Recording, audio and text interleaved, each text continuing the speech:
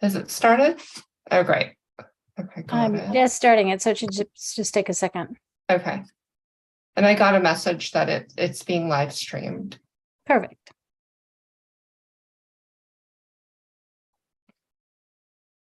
All right. Is it started? Oh, It great. is started, yes. Okay, Yes. great.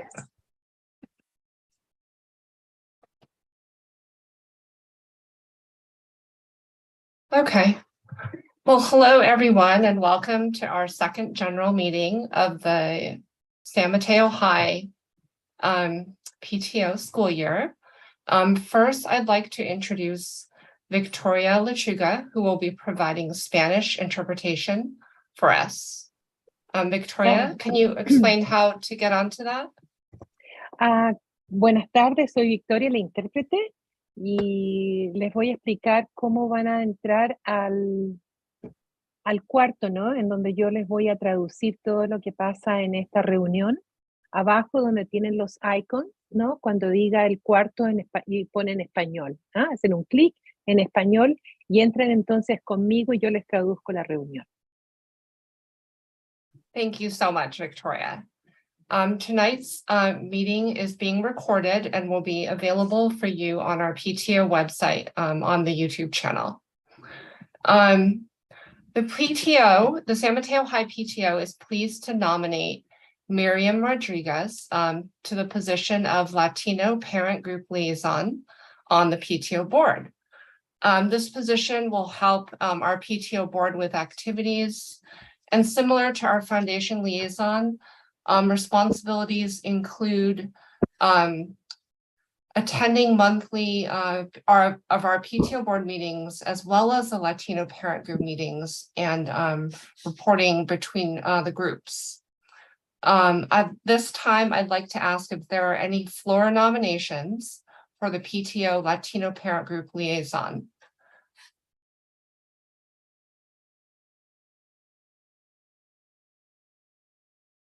I'm hearing no floor nominations.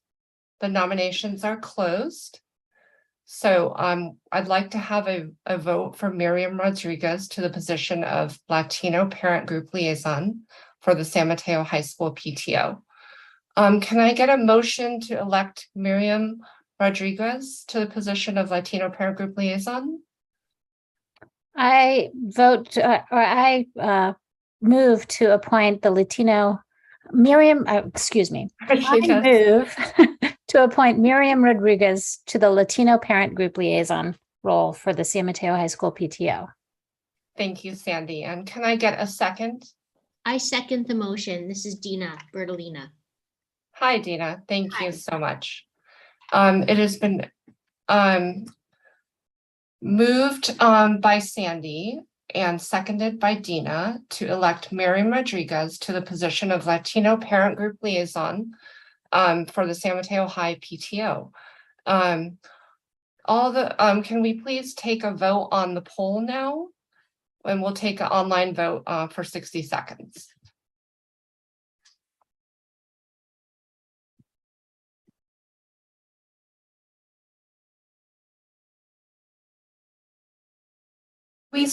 How do we see the answers on the poll here? So I can see the results because I'm running the poll. Okay, great. There it is. I think all votes are in and it's unanimous in favor. Oh, fabulous. So the ayes have it. And so we've passed the motion to elect Miriam Rodriguez to the position of Latino Parent Group Liaison unanimously to the San Mateo High PTO. Congratulations, Miriam. We're really pleased to have you. Next, Eudora Ting from the San Mateo High School Foundation would like to give us an update on their upcoming events. So please welcome Eudora. Thank you so much, Flora. Thank you, PTO. I just want to say welcome back to school, Bearcat families. My name is Eudora Ting. I am Bearcat Benefit Chair 2022-23 for San Mateo High School Foundation. You might wonder, what is San Mateo High School Foundation? Please take a minute to visit our website at www.smhsf.org.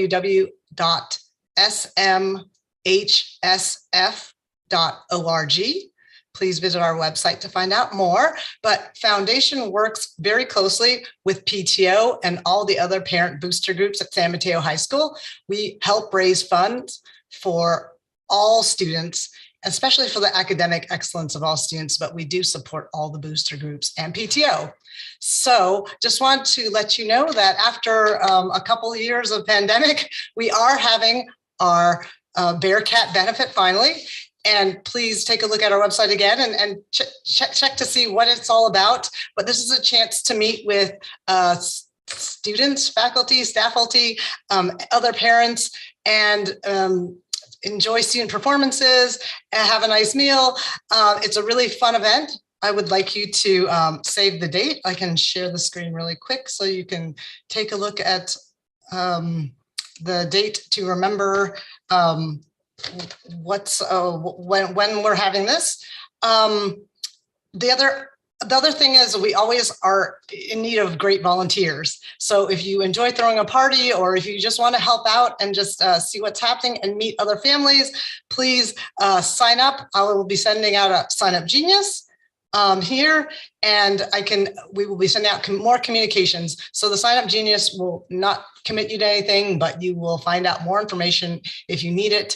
And we will be having meetings upcoming in the next couple months to make sure this event goes smoothly in January. So we'll be sending out more communications. Please save the date. Please attend if you can't volunteer. It's a wonderful event and a great chance to hang out with the Bearcat community. So thank you, PTO. Thank you, Eudora. I look forward to attending and hopefully helping.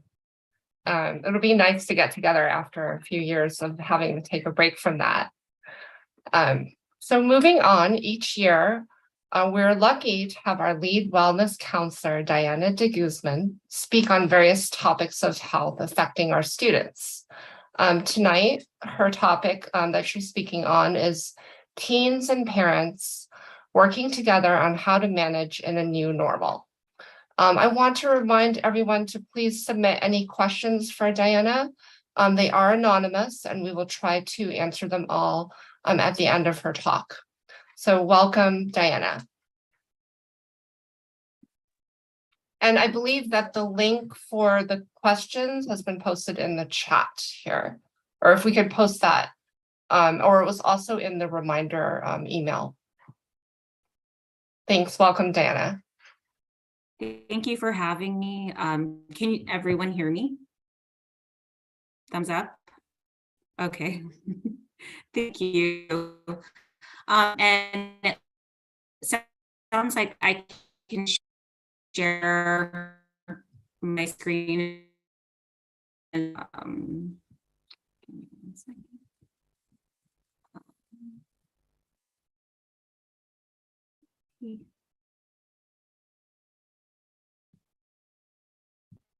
Can you see my screen?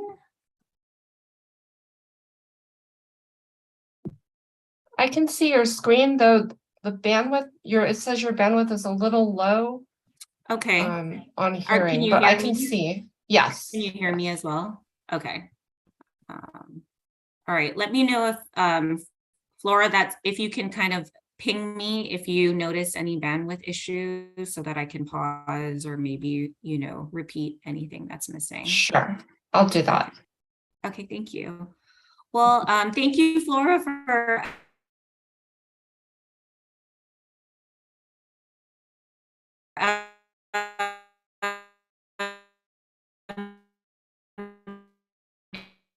introducing me, to the counselor at San Mateo. And this is my contact information. Should anyone have any concerns, want to reach out to me or maybe consult or have questions about this presentation or about their student, please reach out to me. You can email me, you can call me on my desk line as well as my work. I am available for any way that I can support. Discuss, how students are coping with stress post-pandemic. Notice that post is in quotation marks. Obviously a lot of us, we can have a debate whether we're still in the pandemic or not. But I think as things kind of go back to some sort of sense of new normal, that's kind of what we're talking about, that transition. Identifying red flags with your teen, and then ways that parents can support their teens during this time. We'll also talk about parent resources that are available to family within our district, as well as an overview of the San Mateo Wellness Program and other district programs that can help support your teen. So as many of you have already maybe noticed, whether it's with your own student or overall, you may have been watching the news, students are coping with stress or immense stress post-pandemic, or, right now. We've had to, get used to coming back to school. Students are now, optional as far as masking. A lot of the students that we have at school are also kind of coming back to, kind of like a norm of being at school, not being in a cohort. Maybe, certain things were different, at least in the last 2 years. And so now we're in this transitional period. And what we're finding is that, in the research, about 80,000 youth participated in what we're noticing is depressive and anxiety symptoms, having doubled during the pandemic. We're also noticing that 25% of youth, so that would be like 1 in 4, are experiencing depressive symptoms, and 1 in 5 have shared having symptoms of anxiety. It sounds like also in 2019, more than 1 in every 3 high school students have expressed or have experienced persistent feelings of sadness or hopelessness. And that's a significant jump from 10 years prior.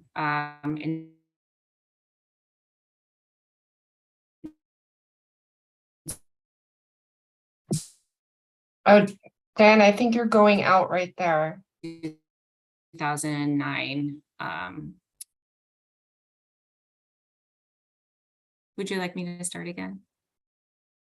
Yeah, maybe the last sentence. Sure, thank you, Laura. So in 2019, what we found is that 1 in 6 youth have reported having a suicide plan within the past year, which is also a jump of 44% since 2009. So as we can see, the numbers are staggering. They are saying that, our youth are in distress. We are also, as a wellness team, noticing or having firsthand experience working with students who are experiencing this at school.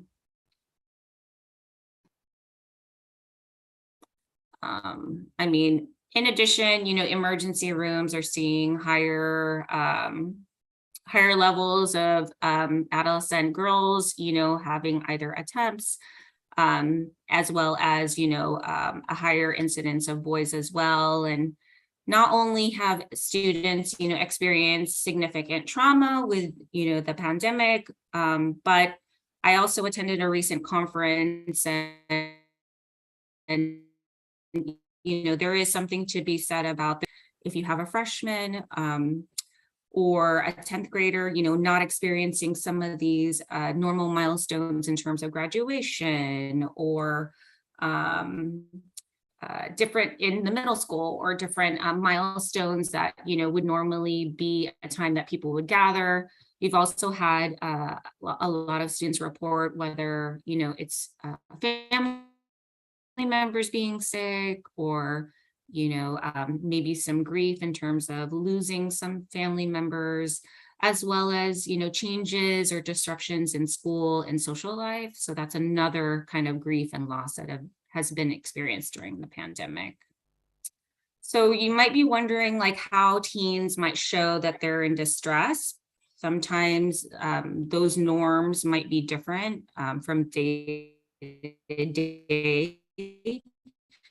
We also want to be aware that, you know, student developmental differences in terms of mood and growth and physically, there are some changes that are happening at the same time. But I think what I want to point out to parents is noticing the differences from what are norms and baselines for your student. So that would mean, you know, if you're noticing changes in mood that are not usual for your child,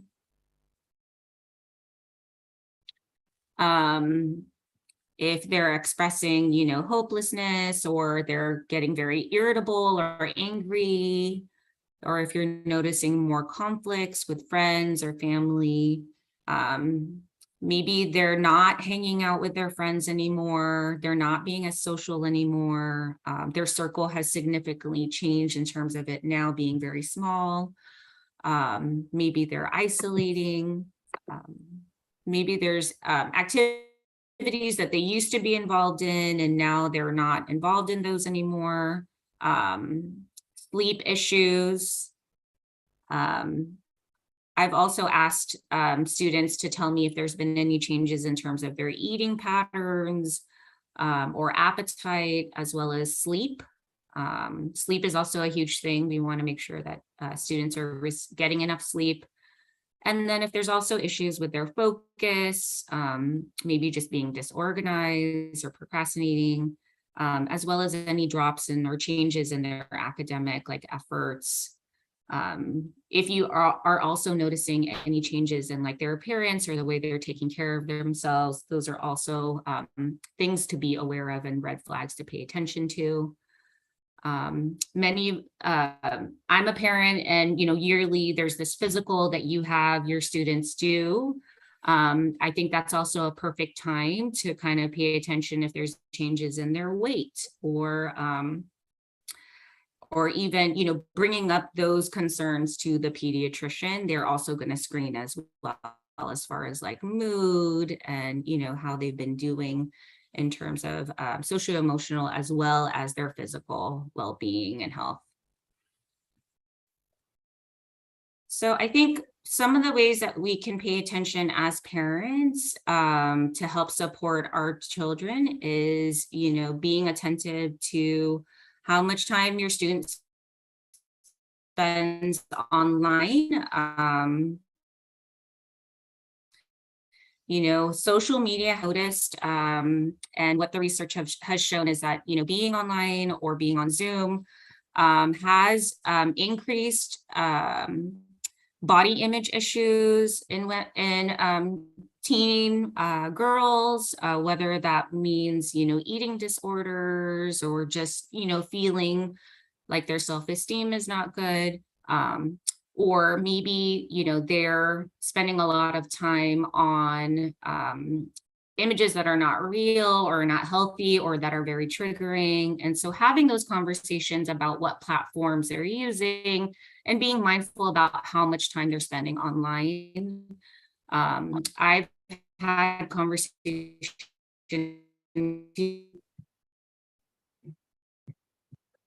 students before saying, hey, you know, if the rhythm online is going to give you more of that, right? Or if it's triggering, it's going to give you more of that. And so being mindful about how much you spend time online, but also knowing when to take a step back or step away from your phone. I think that's one of the good things about having Yonder at San Mateo is that we're able to kind of give students that space between having technology and then being able to like focus and engage with students face to face at school. So, so having that conversation with your child, listening to what's on their mind. Sometimes we might not agree with what they're sharing or how they feel, but remembering that's their perspective. And it is a teen perspective, which is, you know, that, you know, people are judging them or people are looking at them, or but validation is key. You know, empathy is key, because that helps them understand like, hey, if I can share this with my parent and it's maybe a small thing, then when it is a big thing, I can still feel like I can share this with my parent because they listen to me when I mention this thing. So maybe, if at the end of the day, they share a little argument about their friend, making sure that you show support, because then they will likely go back to you if there's a bigger thing on their mind that they want to discuss.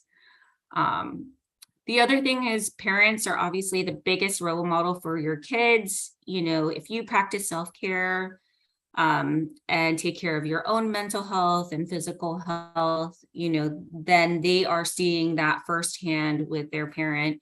You may have heard the example of, when you're on a plane, parents, put your mask on before you put a mask on your child, in terms of like an oxygen mask, right? When there's like times of distress. And so I truly believe that, we're not going to be able to take care of our children if we're not taking care of ourselves, because our bandwidth is just not going to, stretch for that. And so role modeling ways that you can take care of yourself, whether that's taking a walk, whether that's, reading a book, listening to music, that they are learning, whether they admit it or not. They'll see what we're doing. Encouraging healthy social relationships through sports, volunteering, clubs. On our website, we do have a list of clubs that any students can explore. Maybe your student doesn't see a club that they're interested in, but they can start a club and find an advisor. And so we definitely want to nurture students being creative and thinking outside of the box, and also finding ways to connect and relate to their peers. Another thing is just providing routine, stable environment. What that might look like is as simple as, hey, we're having dinner together. We're all going to sit together and have dinner at this time. This is our time to connect. And that's good because it kind of gives them a home base. It's something that's predictable, that they can count on. And then also spending time on things that you enjoy with your teen. What we enjoy might be different from what they enjoy, but if we can find things that we commonly enjoy together, that is definitely going to help them feel supported and know that we're there, as well as, create those deeper bonds.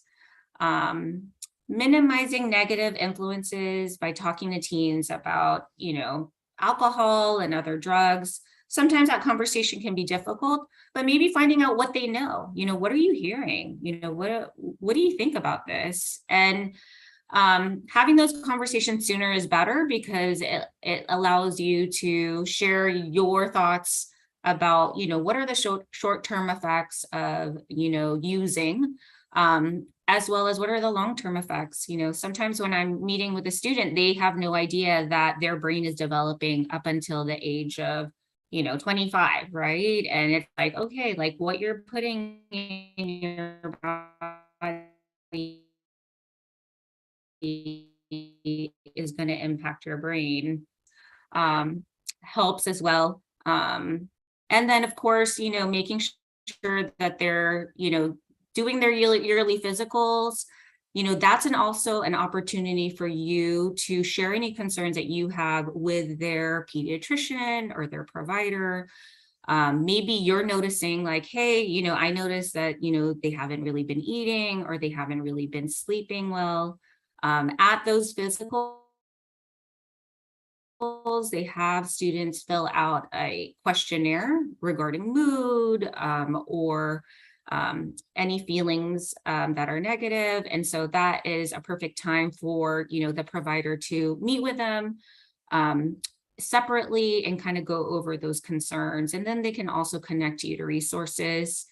Another great way for parents to support is if you're noticing anything, or as a parent, your gut instinct is something's not okay, reaching out to, maybe myself as a lead wellness counselor,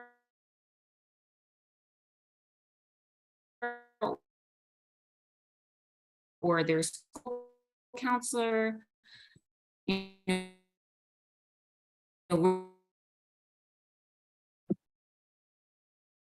Yeah, I know we're losing you a little bit right now, like the bandwidth.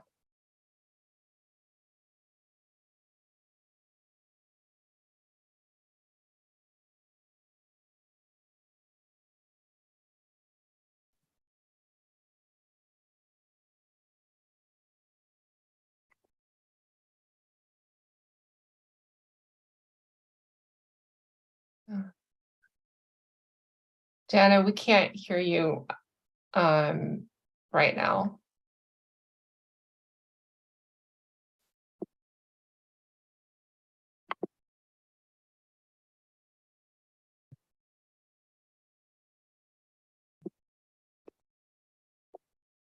Did she completely drop out? It looks like she has dropped off. She might be trying to Okay, re-enter. I'll keep my eye out. okay.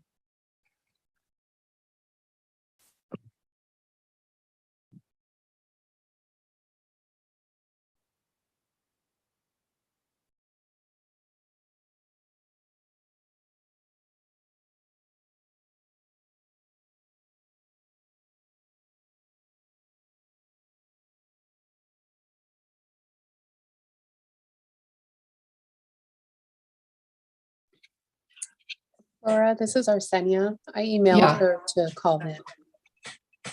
Okay. Thank you. Okay, she's coming back on now. Okay.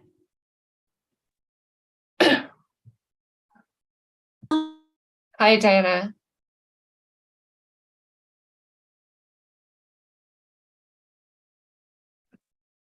Diana, maybe if you turn off your video, you might be able to at least connect through audio.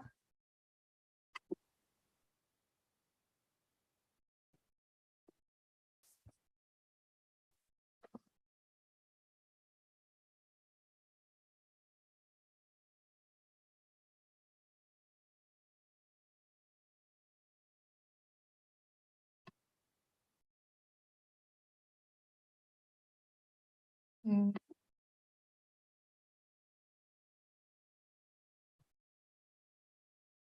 Diana, we can't hear you still.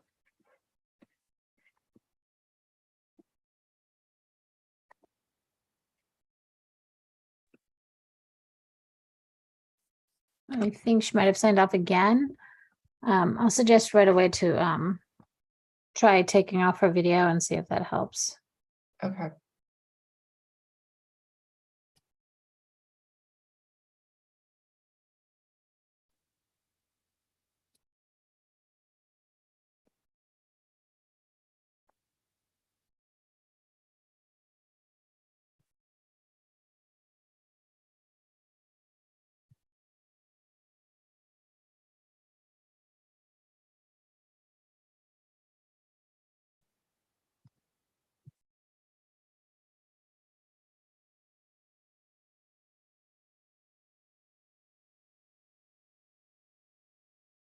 Hmm.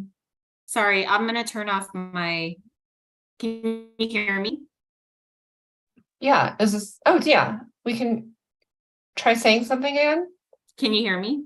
Yes, yes. Okay. Thanks, Mimi. Thanks for the thumbs up. I'm so sorry. I'm all like, of course this happens. The show will go on, but of course. So sorry. No problem. Oh, we can hear you well now. Oh, awesome. I turned off my camera. You don't need to see my face. Just Look at the cute dog in the photo. can I still share my screen or Yes, you can still share no? your screen. I'm curious.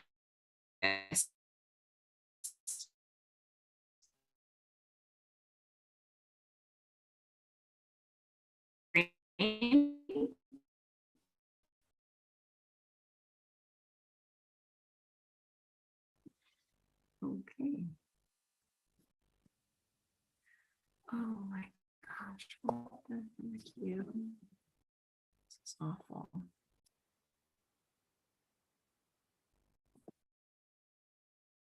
We can, I think, hear you, but I don't, Can you hear me now? yeah, we can hear you. Yeah, Okay, Yes. you can hear me now? yes. Okay. If you don't mind, it sounds like I'm not going to share my screen because I feel if I add more to the Wi-Fi bandwidth that it's not going to work. Does that work for everyone? Let's give Yeah. that a try. Okay. So I mean, I would like for everyone to know more about our wellness program. We do provide, so we provide social emotional support for any students on campus. Students can drop into the wellness center. Our location is in student services. That would be where your student would get their lockers or maybe meet with Miss Navarro or Mr. Duenas or Mr. Hong. So we share office space with admin and dean and Ms. Cervantes. So if your students ever talk about student services, that is where the wellness center.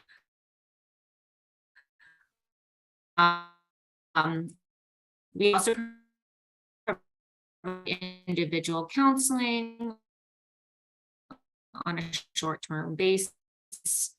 Right now, groups are not up and running yet, but as soon as they are, we will post about it in Canvas, or students are also welcome to visit the Wellness Center, and we'll have some posters on there about if there's some themes that they're interested in being in a group with other students about.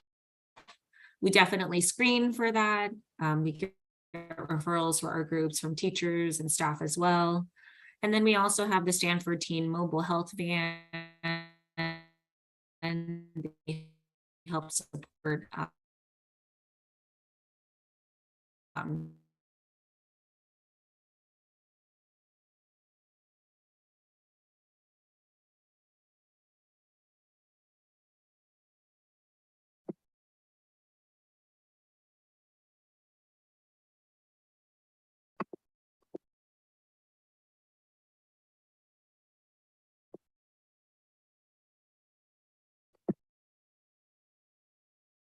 Diana, I think we lost you again.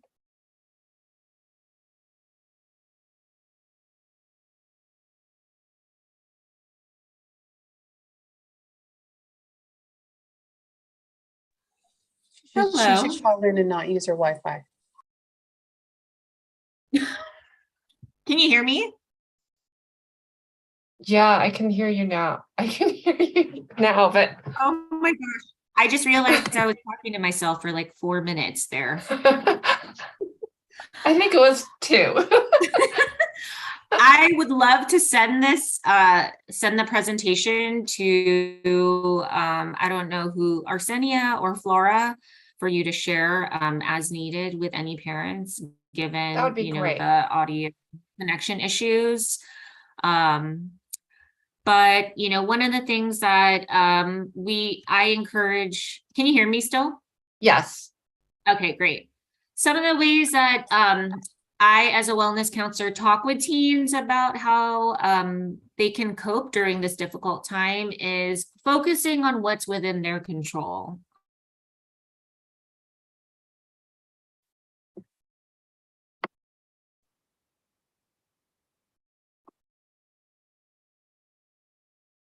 And so kind of narrowing things down as far as what is within their, maybe they are, or I control, who myself with. Encouraging them to take, can you hear me? Yes, but you are going in and out. Encouraging them to take breaks from triggering conversations or social media content, news, setting a routine as much as they can. That can be really helpful. So, while making sure that they're getting their schoolwork done, scheduling time to get them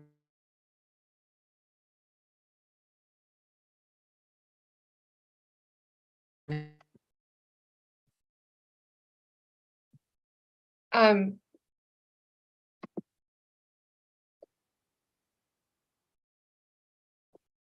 Dan, I think we've lost you again.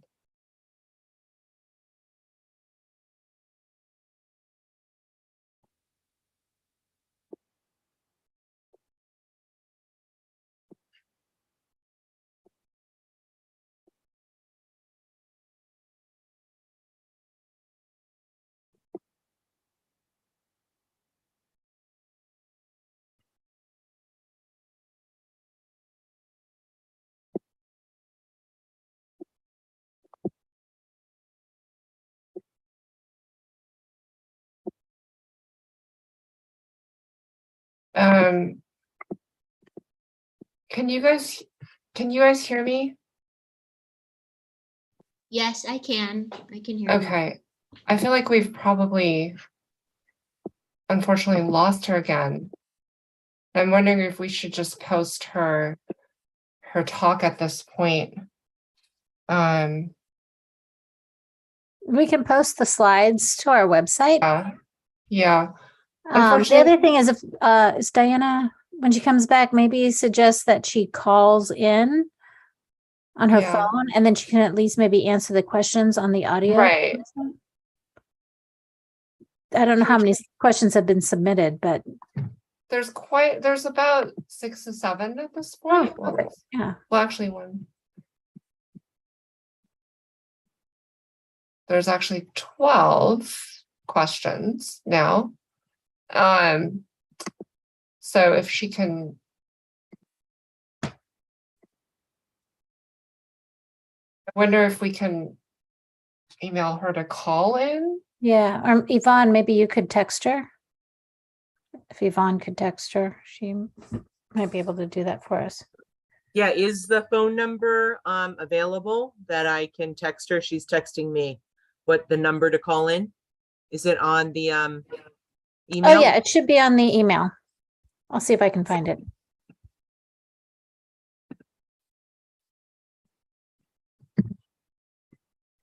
Hmm.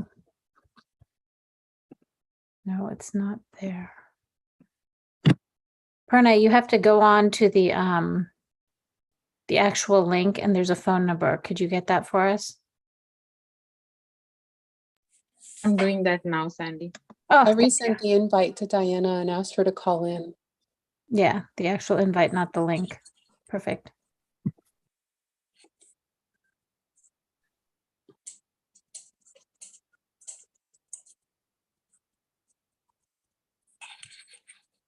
Who should I send this to? Sandy? Hi, ladies. I already emailed her to call in and sent her the link. I'll text her to check her email. And Pranay, can you text it directly to Yvonne on direct Yeah. message? Yeah, I That way she can. sent her. I sent you on just now. Perfect, thanks.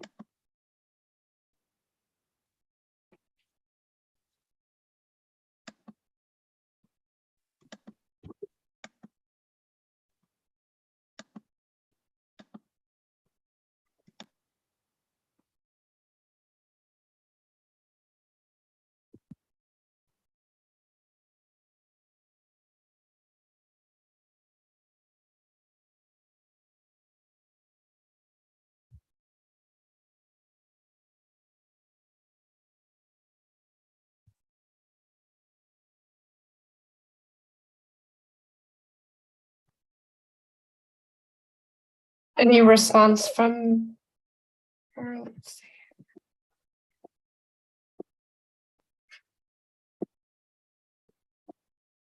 I just sent it to her via text. So give me a sec. Okay.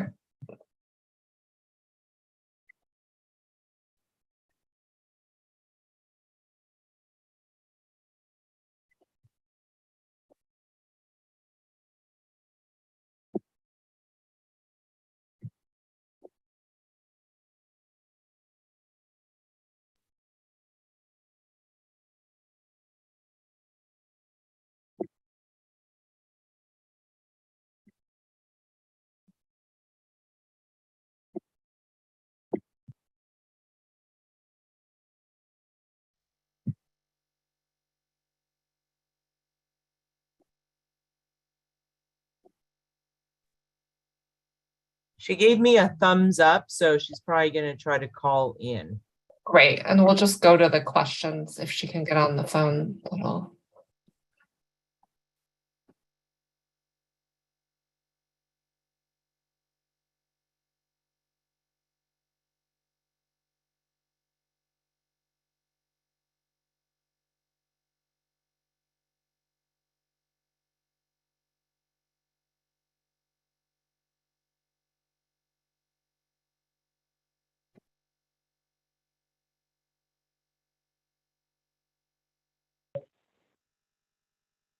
She's here.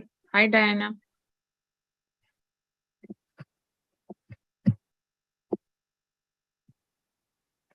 Hear me? Yes. Hi, Diana. I'm so sorry. I'm No actually prob- very embarrassed. I'm like, well, this is supposed to be post-pandemic, and I'm having issues with my Wi-Fi. So I apologize to everyone. Diana, what if we what if we move to the questions? We've got a bunch of great Yes. questions. Okay. Absolutely. Go for it. All right. I'm just taking a look at them and trying to find the best order, but I might just go down the list. Let's see. The first one is my child seems to be depressed about COVID and gets upset when I try to help. Any tips to help him talk about it? Yeah, no, that's a great question. I think, I think one of the great ways to open that conversation is to talk about how maybe it might have impacted you in a way that, maybe they might be able to relate to or connect with. I wouldn't share something that's, very deep or, triggering for the student, but talking about like, hey, that was really hard, during COVID, like I wasn't able to connect with maybe some of your own friends or, relatives, or maybe there's some experiences that happened during COVID that you want to just kind of put out there and start that conversation. I think the important thing also is, when talking with teens is maybe you're not ready to talk right now, but having that door open, like, hey, when you are ready to talk about it, I'm here to listen. I'm here to hear you out. Or maybe you're not interested in talking with me as a parent about it.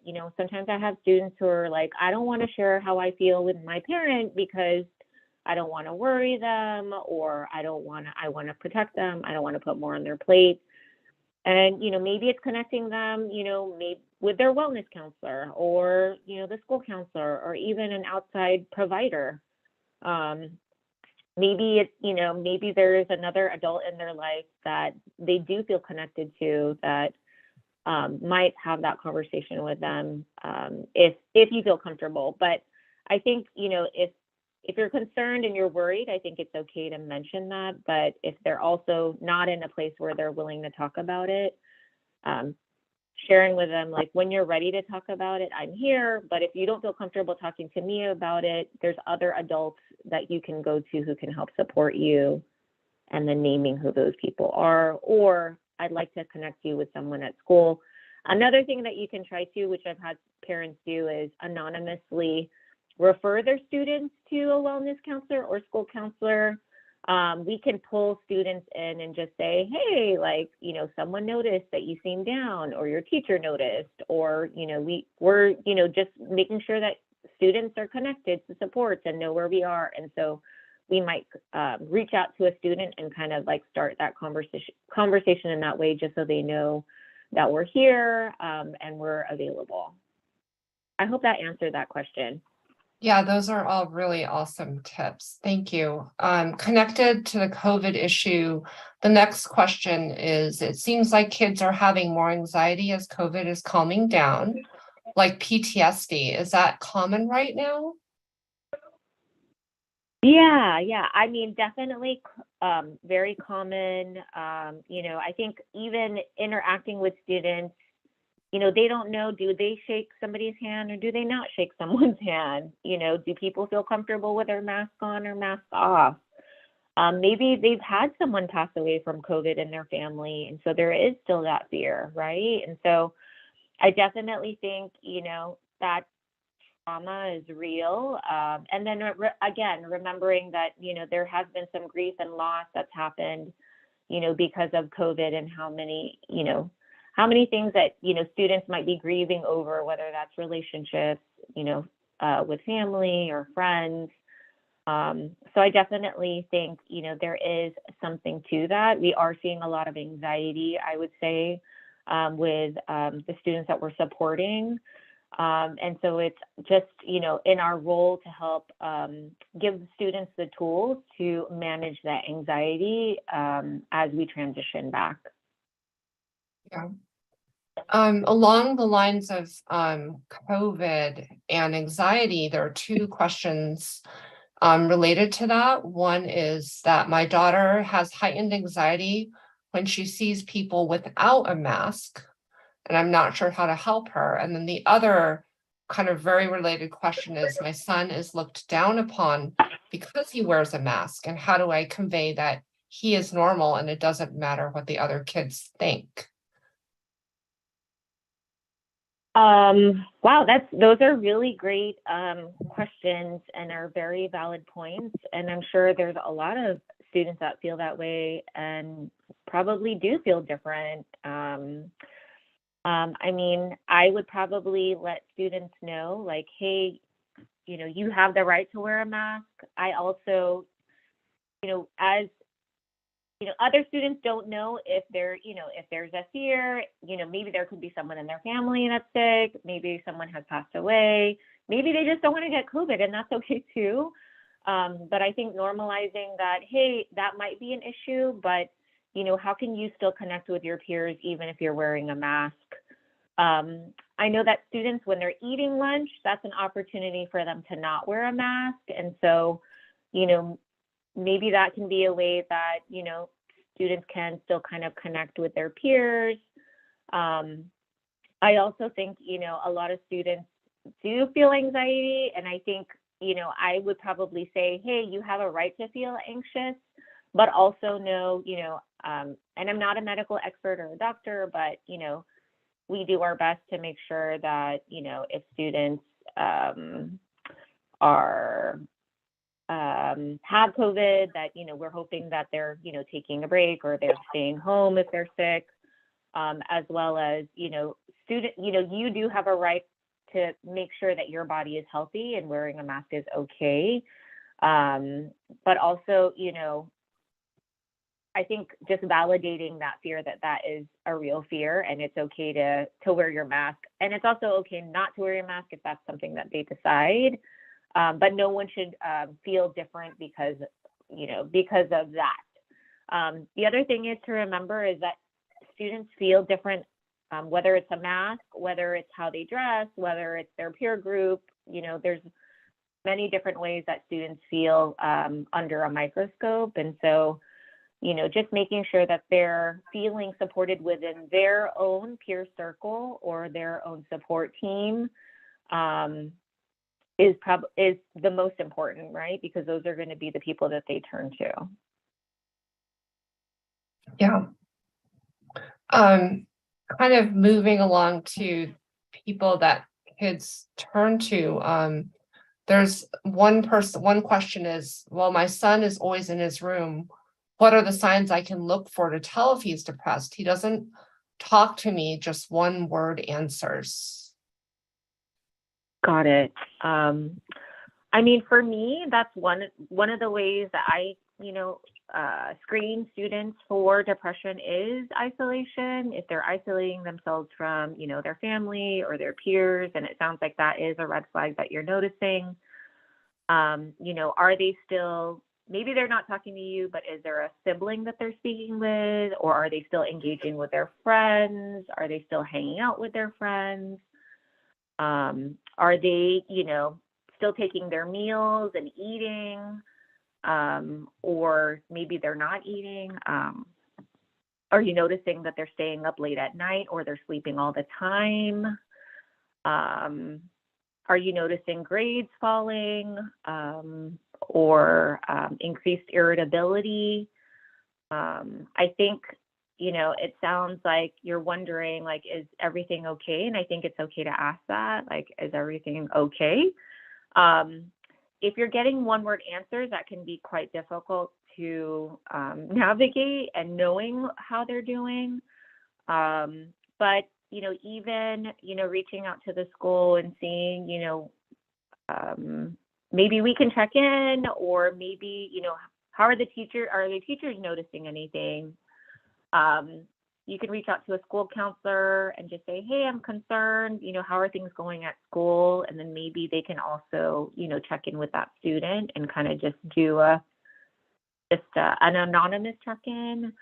I'm also wondering, again, have they already had their yearly physical? If they haven't, that might be an opportunity for you to bring up those concerns to the pediatrician or the primary care provider, and so they can kind of also explore that a little bit with your student. So those are some options. I'm also available for consultation if any parent wants to talk about their student individually. Great. That's good to know. There were two other questions related to that. One very similar: how can I tell the difference between a moody teenager and the need to be concerned about depression or anxiety? And then kind of a related question is it normal for children to be depressed even when they seem to be functioning normally? Got it. So it's what I'm hearing is kind of 2 points. Is, how do I know what's concerning and what's not concerning? Is this a phase or is this not a phase? I think if it's over a long period of time, I mean, it's normal for teens to be irritable or to, have mood swings. But if you're noticing that it's over a long period of time, and then all of those other red flags, whether, maybe they're isolating all the time, even their friends they're not engaging with, I feel like that's a good way to also, see what the difference is. I think that is crucial in terms of determining, is this a phase, or is this something that I need to, investigate a little bit more or connect with someone a bit more about. We also have a parent connect group that talks about or kind of educates parents on what they can look out for, or more support as far as like what are the stressors out there, what are some things that parents need to be aware of that students face nowadays. And so that might be another resource for parents to be aware of, and I can also send that information to Arsenia. I mean, I think, if you're noticing that your child is lashing out and you're worried about their safety, like that's definitely a red flag that this is more than just, a phase or a mood. Sometimes students might lash out and say things that are definitely concerning. And I think it's important at that time for parents to really pay attention and seek out support. Yeah, that would be great. And also to have the information on the Parent Connect group. So kind of that related question is, I want to give my child space And when I try to connect, they brush me aside. I feel like I'm nagging my child whenever I try to connect. So what advice do you have to find ways to have my child open up and hang out or just chat with me? Oh, that is that is a difficult one. I myself have a 16-year-old, so I feel your pain. Yeah, like I guess I'm not cool anymore. All right. I mean, I think a lot of that is normal. I mean, they're at a developmental stage where they're trying to individuate. They're trying to be their own person. And then of course, we want to stay connected and make sure that we have a strong relationship. And I think, having that conversation of like, hey, sounds like I noticed that we haven't been really connecting lately. Is there some time that you and I can spend together? So it's not like you're nagging every day, but like, what's a way that we can connect? And maybe that's, as simple as hop in the car, let's go drive to Starbucks, or, go to Trader Joe's, like using those little opportunities, because it might look different than how it looked when they were young, where you could, take them to the playground or go on a, play date with them. Right now, connecting with your kid might be that little drive to somewhere and just kind of like, talking about things that might not seem very deep, but at least it's kind of keeping that communication open. And then also, noticing what are things that they're interested in and, seeing if they can teach you a little bit more about it.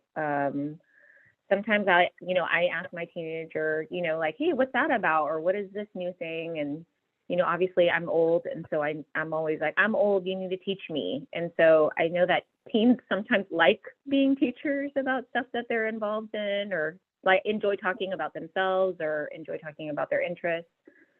So that might be ways for a parent to connect with their child. Mm-hmm. The next one is more of a comment. I feel my daughter is on social media more now than ever. I'm guessing a lot of us feel that way. Yes. Any advice, thoughts on that? Yeah, I mean, I think, I'm also concerned of what social media, there's different platforms.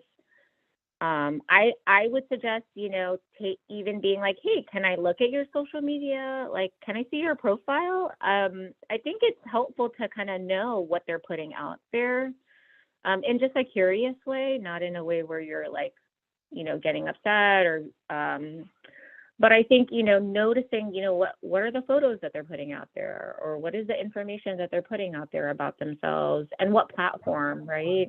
Right now, what's really popular is TikTok. That takes up a lot of students' time. When I've sat down one-on-one with teens, they realize that social media takes up a lot of time, but it's just so easy to scroll and scroll and scroll and to just kind of get sucked in.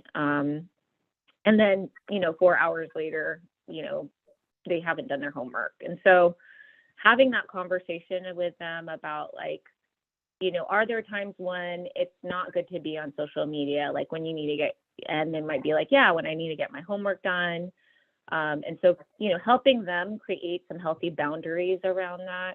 Or maybe, are there times that it's not good to be on social media? Yeah, because, sometimes things are really triggering that I see on there, or they're not healthy. I've also talked with students about, some of the images that you're seeing just aren't real. People are going to post things that, look happy, or they're going to post their best self. And the reality is that, everybody goes through things, and that's probably not what people are going to post. And so sometimes people, students might feel a fear of missing out, right? Like maybe their friends are all posting about going to a certain concert or going to a party that your student's not at. And, having a loose conversation about that, what are the benefits of, social media, and what are some times when you're like, oh, I wish I didn't have social media. And also normalizing that it's okay to take a break. It's okay to take it off your phone. If you feel like I need to focus on school right now, or I notice I'm not, interacting with my friends or with my family, maybe deleting it off your phone for a little bit might be helpful. And so I think those are all ways to kind of connect with your child about social media and, the benefits, which there are some in terms of how kids see that they connect with others, but I know that they also know the downside, which is sometimes it can, really impact your sense of self and self-confidence. And then talking about that and knowing that you can step away. Yeah. Great points. The next two are more about how to get help or to the next question is, how do I convince my teen to see a therapist, as I don't want him to be bullied for getting help? Oh, okay. Oh, yeah, no. Well, I mean, I think one of the things that I tell students all the time is like, everybody can benefit from support, right? And, there's people who are super successful, who manage, businesses and, they seek out help. The other thing to remember is, to remind kids that, therapy is confidential. It's no one's business if you're going to a therapist to talk about whatever is on your mind. Even students at school, sometimes they're a little bit hesitant about seeking out support or coming to a wellness counselor. And so, we do tell them like, hey, once you step into our offices, that information is confidential, except for safety concerns. But even then, we only share with people who need to know in order to keep them safe. And so I think reminding them that, therapy is no one's business unless they feel like they want to share it. If they're worried about getting bullied. I think it's also a time for them to really,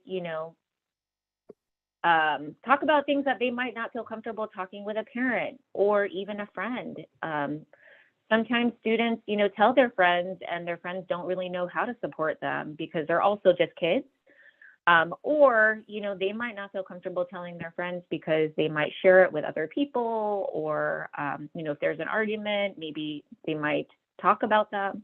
And so the advantages of seeing a therapist is, they're bound by confidentiality.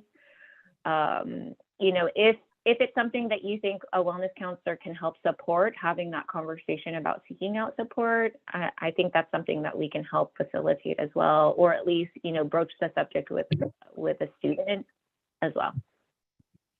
Right. And I know you mentioned the Parent Connect group, but there's a question about whether you offer appointments to parents that are concerned about their student. It says, I'm concerned, what can I do to help? Or can you connect with my student if I request you to? Yes.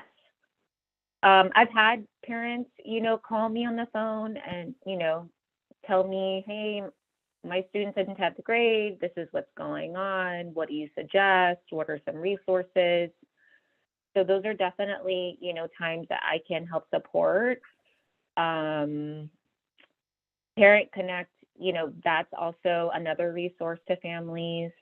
But yeah, if a parent wants to make an appointment with me, I've had, parents come in, in person or on the phone, they might connect with me. And so definitely, we can work together to figure out next steps with your student. Great, that's good to know. The last question is just, would you be able to share the slides with our community, and where could I find the slides? Yes, I definitely can. And again, I apologize. I'm like, who is on my Wi-Fi right now?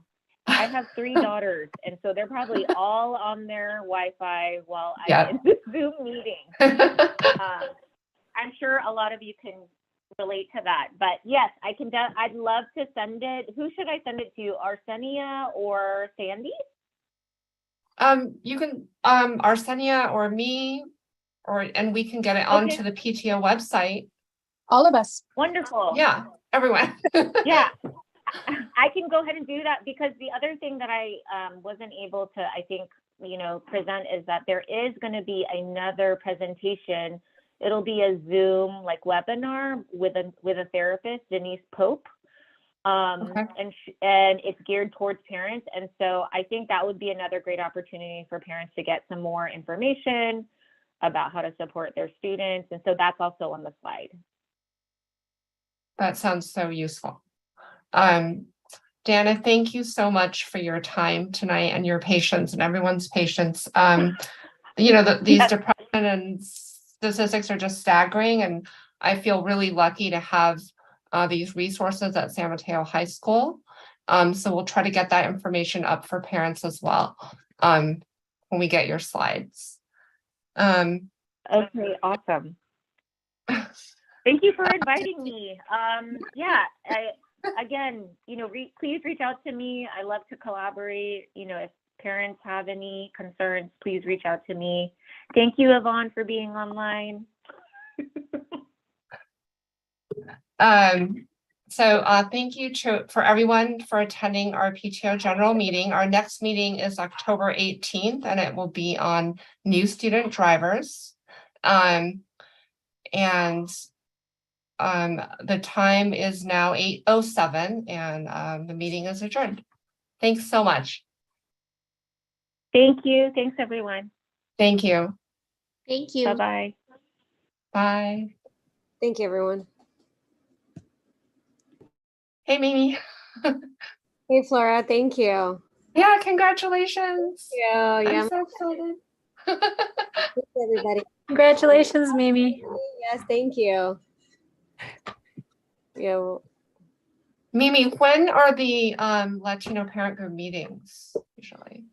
so we're talking about meeting next week. I talked to Daisy this morning, and I'm Okay. going to call her tomorrow morning to see if we can speed up a meeting. There are a couple of things that we need to discuss, and then I'm probably going to call her tomorrow morning, and I'll be letting you know.